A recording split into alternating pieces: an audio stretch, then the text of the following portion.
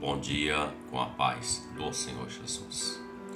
Segunda carta de Paulo aos Coríntios, capítulo 11, verso de número 3, declara-se: Mas temo que assim como a serpente enganou Eva com a sua astúcia, também sejam de alguma sorte corrompidos os vossos sentidos e se apartem da simplicidade que há em Cristo.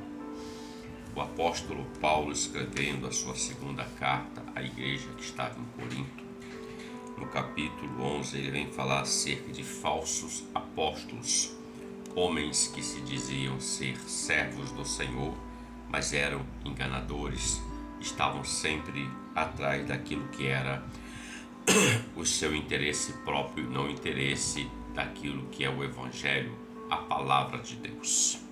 E Paulo fala que ele teme que, como a serpente, como ele fala a serpente, ele fala do adversário, e ele já está fazendo referência a Eva lá em Gênesis capítulo 3, enganou com a sua astúcia, assim também sejam de alguma forma ou de alguma sorte corrompidos os vossos sentidos e se apartem da simplicidade que há em Cristo. Olhando um pouco mais para esse texto, para a nossa reflexão, entendo que e aprendo que a simplicidade de Cristo, nós podemos observar isso nos evangelhos que narram a história do Senhor, os feitos do Senhor, não na sua totalidade, mas como o Espírito Santo inspirar homens que escrevessem os 4 evangelhos. E podemos observar que o Senhor, ele era uma pessoa de fato muito simples. Ele andava no meio do povo, ele não fazia acepção de pessoas, ele andava tanto com o pobre necessitado como com aqueles que tinham recursos, porque ele veio para trazer uma palavra de salvação, o Evangelho, e mostrando a simplicidade, a exemplo também de João Batista, que foi o precursor dele, a voz que clama no deserto, com a sua simplicidade.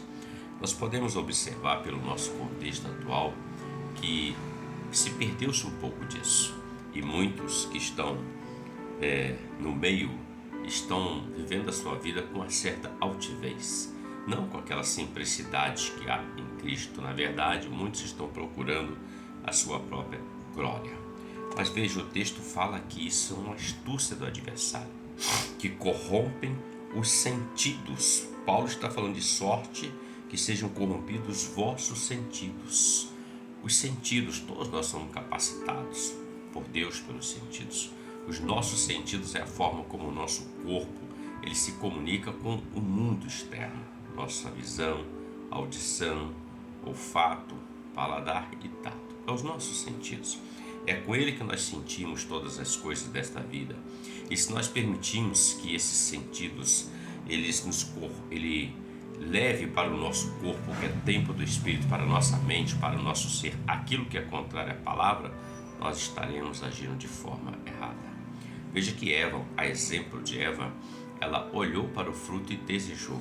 No sentido, ela olhou e no seu coração ela desejou. E ela toca, ela usa os sentidos e ela come, e isso faz com que ela morra espiritualmente, não fisicamente.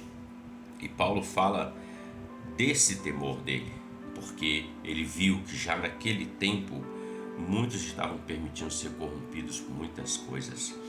Hoje em dia, na verdade, só vale quem está em ascensão ou naquele lugar mais alto. Mas na verdade o lugar mais alto para alguém estar no Evangelho é aos pés de Cristo. Aquele que quer ser o maior tem que ser o menor. Esse é o ensinamento da palavra.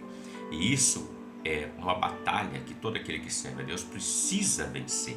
Ele não pode permitir que a altivez, que a arrogância tome conta do seu coração, porque senão ele está se afastando do Evangelho genuíno e verdadeiro, a simplicidade que há em Cristo. Então, vigiemos em nossos sentidos, porque os nossos sentidos vão fazer com que o nosso corpo deseje aquilo que está diante dos nossos sentidos, seja bom, seja ruim. Naquilo que é contrário à palavra, aquilo que nos afasta de Cristo, da sua palavra, da sua simplicidade, fujamos disso, como Paulo fala a Timóteo: foge da aparência do mal. É melhor fugir, porque quem foge não é covarde. Quem foge é mais que vencedor, porque ele ama mais servir ao Senhor do que a Ele mesmo. Reflita sobre isso.